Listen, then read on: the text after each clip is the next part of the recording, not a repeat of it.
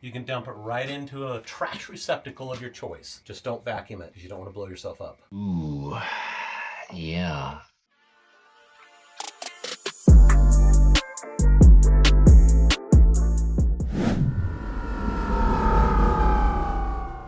The number one thing when powder coating is surface prep. Your powder coat results are going to look as good as the surface that you start with. So today, we actually have a blast cabinet so we can do some media blasting on this. Always Harbor Freight, baby. We totally understand. Not everybody has a blast cabinet with a compressor to run that. Don't even need it. We are actually using it because we can, and we have some pretty tight crevices on this luggage rack for a flip scooter that I've been working on. Decided this chrome is not worthy of cleaning up, so we're just going to go ahead and powder coat this black. So we're going to get it into the media blaster, get it media blasted, we'll get it wiped down with some acetone, and then we'll be ready to apply some powder.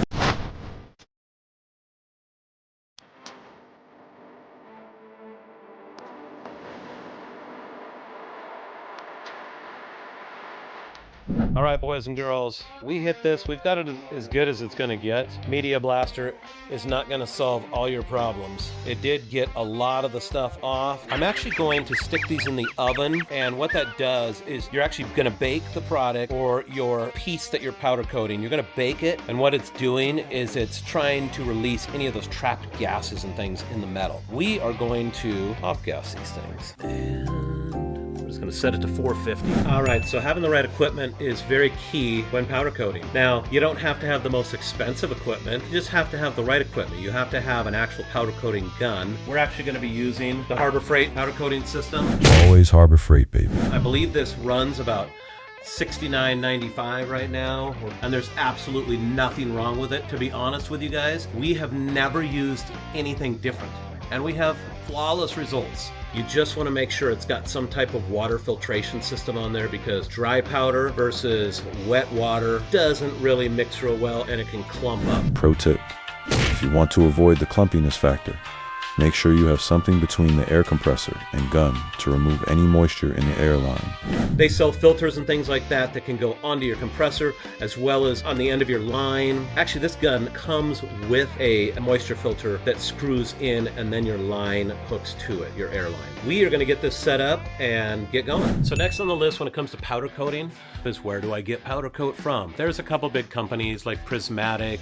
They also have Eastwood is a company that you can order powders from. We've ordered powders from both those companies. Harbor Freight does stock a matte black and a gloss white in powder, and mostly what I'm using is matte black. As you develop more of a need for powders, you'll start looking around at some of these different websites. They have textured powders, they've got all kinds of different types of powders, and you're going to see in an upcoming project we use the textured powder. We are going to get our powder coat ready and take you along with it. Okay, so these are done off gassing. They're all cool now to the touch, so we can go ahead and get these wiped down with some acetone, and then we're going to figure out how we're going to hang these things. Not so much these pieces, these are simple to hang, but this one's going to have to go in the bigger oven out there because it needs to essentially hang like this. It's going to be the easiest way to hang it. We're going to get these wiped down, and then we will get them strung up so we can start powder coating them, and we will bring you back once we are doing that. All right, now that these are off gas, we're actually going to wipe these down with acetone. We're going to get them hung up, but this is actually part of step one. We went a couple steps further. We went and media blasted them, which again, like I mentioned, not everybody has a media blaster. We had one, so why not use it? We went another step further and we off-gassed them. Everybody has the ability to off-gas their stuff. If you've got the time, why not do it? Because then you're just preventing future errors in there. I've done plenty of powder coating without any outgassing with success. So it's not a necessity. We're just taking the precautions now, especially since we're making a video and we want it to come out good. We're gonna get these things hung up and wiped down. I've got these two little hangers that I've made just out of baling wire, but I'm gonna hang it like this. This piece is near impossible because there's so many different angles and facets to it. But let's say you're powder coating this piece right here. When you lay pieces down, you would never want to lay this down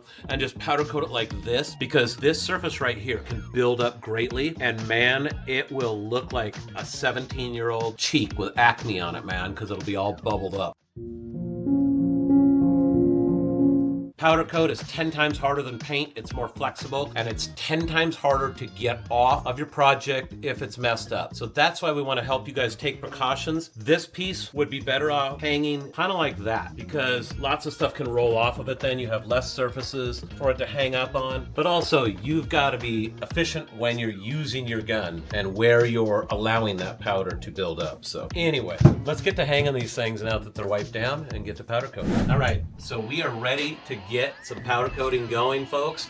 We're actually in our new powder coating area. We just dry poured this. If you saw the video right there, if you haven't, check it out. It's a great video. Part of revamping the powder coating area was revamping the powder coating tub. If you guys saw in the video, holy crap, it was horrendous. So this makes it much nicer and a little tidier. Easy to clean too. As you'll see, it just pops right off the wall. We're gonna go ahead and get this cover off here, and I'm gonna show you the most important part of making sure the powder coat sticks to your metal is grounding it. It's got to be grounded, otherwise the powder will not stick. We've got our oven heated to 400 degrees. It's ready to go. We're going to peel the lid off here and show you what I'm talking about here.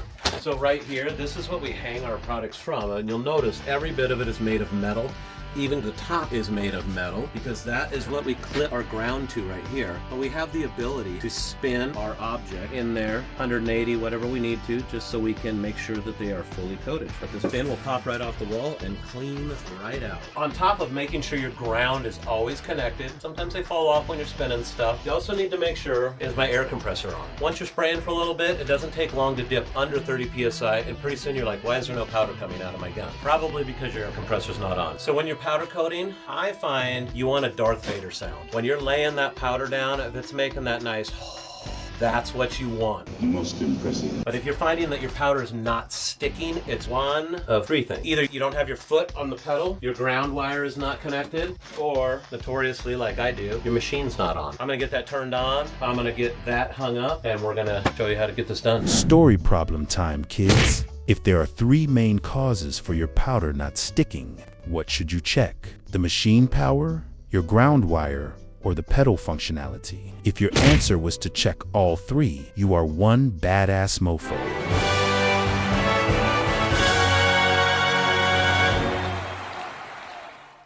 So we are ready to go. Safety first, kids.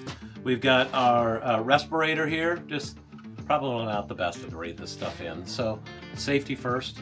This is the importance of hanging and knowing how you're going to hang it before you even get going. We've already determined that we have enough space to hang this in our preheated oven. We are going to get the powder coating gun going here. We've got it turned on. We've got our compressor on. Let's see how it's laying out. Oh, Darth Vader all the way, baby. So with this gun, we've got a couple different adjustments. We've got our air compressor set to 30 PSI. You've also got a dial here that you can play with without having to go to the compressor, which will help adjust your airspeed. There's also a little screw underneath here. It helps determine how much powder is going to flow out of your gun while you're using it. And make sure when you're powder coating, you definitely want to feather your trigger. This is not a pull the trigger and just keep it on the whole time type thing. You want to make even passes, and you also want to remember what I talked about. Powder can build up in certain areas, so recognize where those areas are and make sure you're not overdoing it on those. That's where the feathering of the trigger is going to come in handy. So we're going to get this on and get the powder coating. Let's do this! Do it. Do it.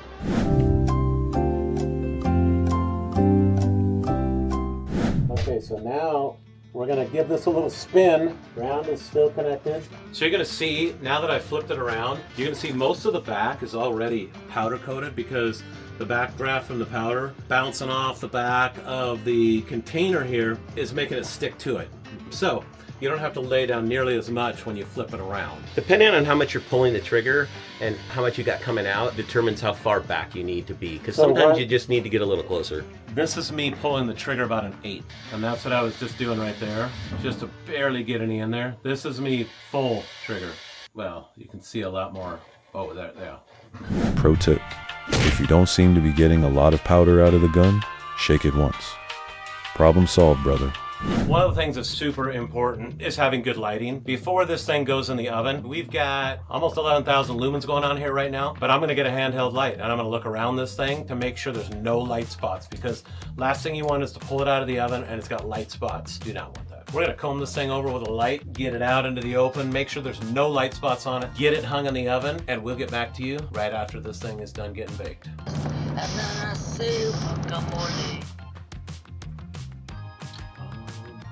do you think about right there? That shows? Yeah, oh yeah. Oh yeah, I would get it. It's down underneath that tube a little bit too. Same spot on the other side. It might be doing one of those spots that just does not like to take it. Or it's just sometimes the lighting fucks with it.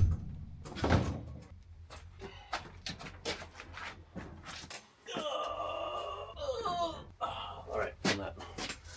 We are successfully in the oven. We did not hit or bump anything. Make sure you don't bump anything because it's usually going to knock your powder coat off that little area. We're going to close it up. Start the 20-minute right now. One of the things we wanted to show you now is this powder coating tub that we revamped and how easily it works. We're going to go ahead and disconnect our ground clip, which is right up here. So really all you got to do is take the powder coating bin off and a little tap, tap, taparoo. Tap that powder right into the corner. You can dump it right into a trash receptacle of your choice. Just don't vacuum it. You don't want to blow yourself up. Don't mess with the bull, young man. You'll get the horns. I'm ready. Let's pull this thing out of the oven and see what it looks like. Thankfully, you don't have to be quite as careful on the way out. Now the powder's all baked to it. Oh, yes. Yeah, that looks really good. Oh, Jesus. Let's not drop. Okay. I just want to get this thing hung up before it falls. Oh, man, that's a stretch. Is it gonna hang on those?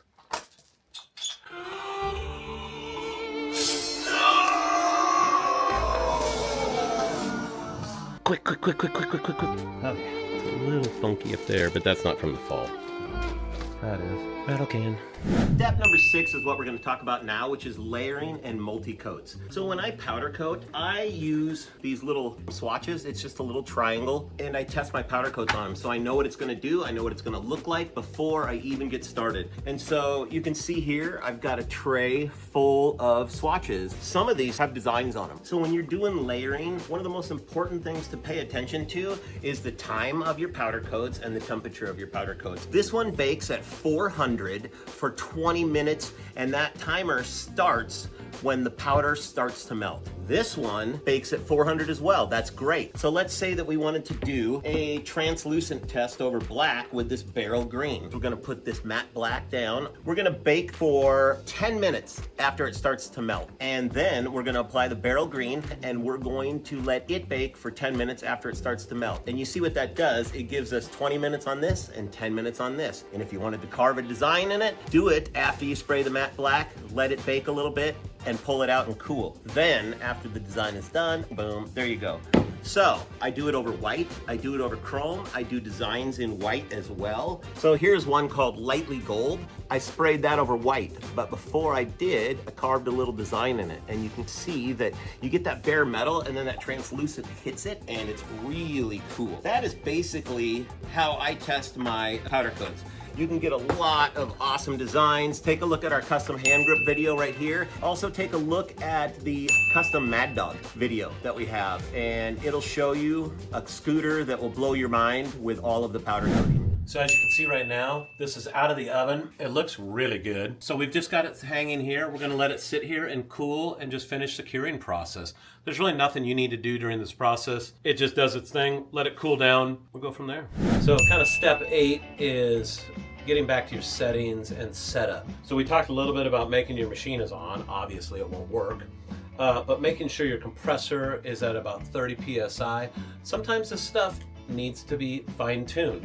Like I said, you've got another adjustment here, which is more so for right on the fly. You can kind of adjust your air pressure there, but also you can be feathering your trigger. I showed you how much of a difference that makes. And then there's also that adjustment screw underneath here. So sometimes you have to make little adjustments to this stuff. This is absolutely not a top of the line gun. Please don't blast us in the comments for using a Harbor Freight gun. The purpose of this video is to show you guys how you can get into powder coating right at your own garage and be sprucing up your car parts, motorcycle parts, whatever you have. That's what we're looking to do today, is show you guys how to powder coat on a budget.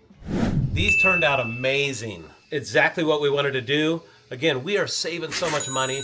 We're actually giving longevity to these pieces here because, again, powder coating is 10 times more durable than paint. We got this luggage rack done. It's going to look good for years. We got the brake levers done. They're going to look good for years, especially when you've got a lot of oily hands just constantly on those. They tend to wear out pretty quickly. This is going to last. So upon post-inspection, these parts look great. If they didn't, we'd be back to square one and take the coating off of these things so we can re-powder coat them. Even though we use matte black, it is actually very forgiving. If we needed to touch up a few spots, we could easily throw another coat on these and they would probably turn out just fine. Other colors, I wouldn't recommend that. If you're doing multi-coats, definitely don't recommend anything like that. Most of the time, the powder coating's got to be done perfectly the first time. Matte black just happens to be extremely forgiving and extremely thick, in my opinion, so it helps cover up minor scratches and things like that that might show through if you're using a different color or a different sheen. Tip number 10, last one, folks. Safety comes first when it comes to powder coating. Always use a respirator. It's not like this stuff's gonna kill you the minute you inhale a tiny bit of it, but over time, wear a respirator, folks. It's just good practice. Another thing they recommend is wearing gloves. I don't see any need to wear gloves during the actual powder coating process, but I definitely will take my welding gloves to put things in and out of the oven when I feel it necessary. I don't always burn my hands, but when I do, I wish I had my welding gloves on. I don't always burn my hands, but when I do, I wish I had my welding gloves on. Another thing, I got built-in eye protection with my glasses. I don't know that that is super key. I've never had a big, humongous cloud of powder dust hit my face at any one time. So you guys can use eye protection as you see fit, but definitely a respirator, definitely gloves, because you're dealing with a 400-degree oven. And that's it for safety, folks. Hopefully we've inspired you a little bit to get a little more creative in your garage here. Powder coating is such an effective technique, extremely inexpensive. You can have parts ready to go and powder coated within about 30 to 40 minutes. So as you can see, our Harbor Freight powder coating gun, again, we'll list the price for you. We'll put a link for it in the description, but I believe it's about $70 right now, $69.99. Jug of acetone, got a respirator, Harbor Freight. Got our baling wire, Harbor Freight. Always Harbor Freight, baby. You're good to go, folks. Once you have that compressor, and again, just a tiny 1-gallon tank is all I use at my shop. All right, there you have it. An actual unboxing and review of the Harbor Freight powder coating system they offer. We've actually powder coated some pieces successfully here, plus the top 10 tips for powder coating for beginners. You too, with the right prep techniques and equipment, can achieve top level results just like we do for pennies on the dollar. You can do it! If you're watching this video, which we know over 90% of the people that watch our videos are not subscribed, it takes 2 seconds. It doesn't cost you $1, but allows us to help make you guys awesome content. Hit that like button and hit the subscribe button. Thank you guys for watching, and RevRender out. As always, thanks for watching. Tune in every Tuesday and Saturday for new videos. Also, don't forget to like, subscribe, and comment. Those likes really help us out with the YouTube algorithm. Until next time, RevRender out.